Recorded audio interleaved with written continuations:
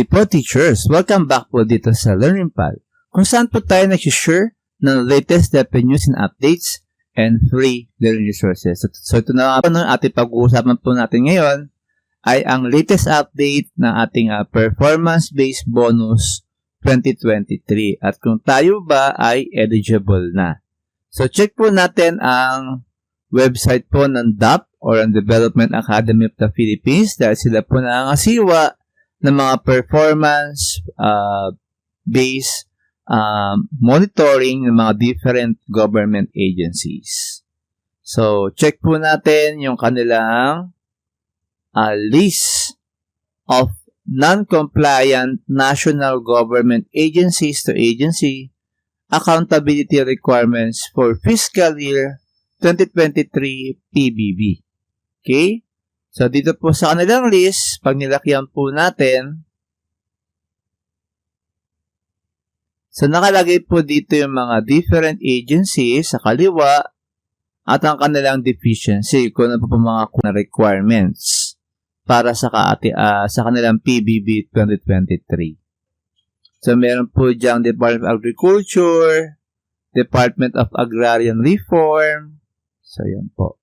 So, asan po ang DepEd or Department of Education? So, makita po yan dito po sa number 17.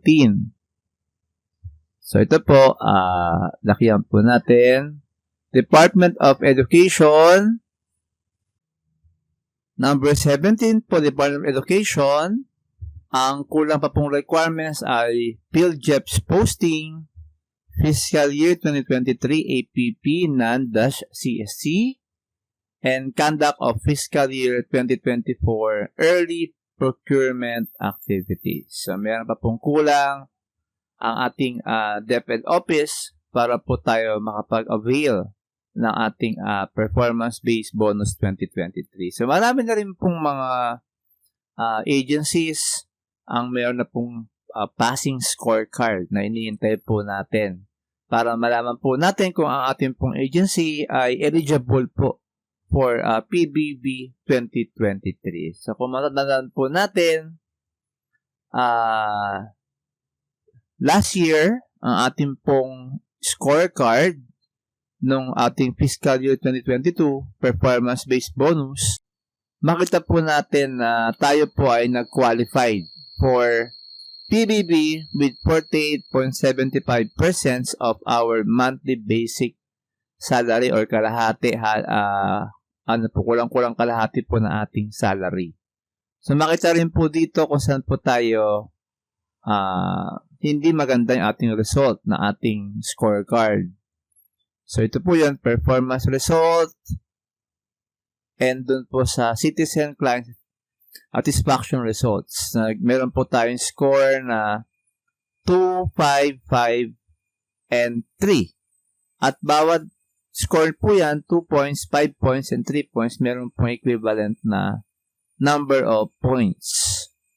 So, sa baba po makikita po natin yan. So, pag 1 score, 5 points. Pag 2 score, 10 points.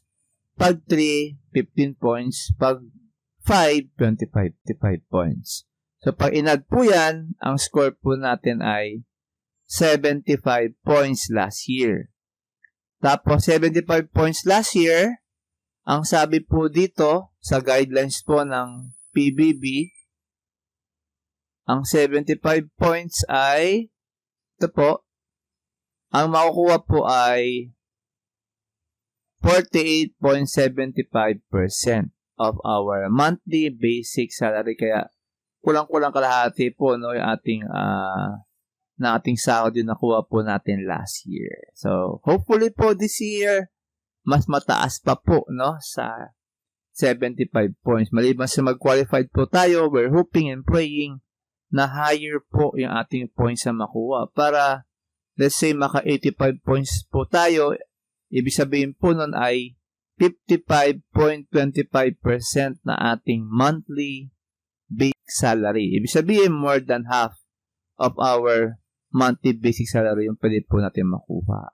So, una po ay sana makumpleto po itong mga kulang po dito para po tayo mag-qualified Pangalawa po ay mataas po yung points ng ating agency na makuha sa scorecard para po masaya po ang ating PBB 2023. So, yung po muna teachers, I hope clear po sa atin. We're not yet eligible. Wala pa pong scorecard.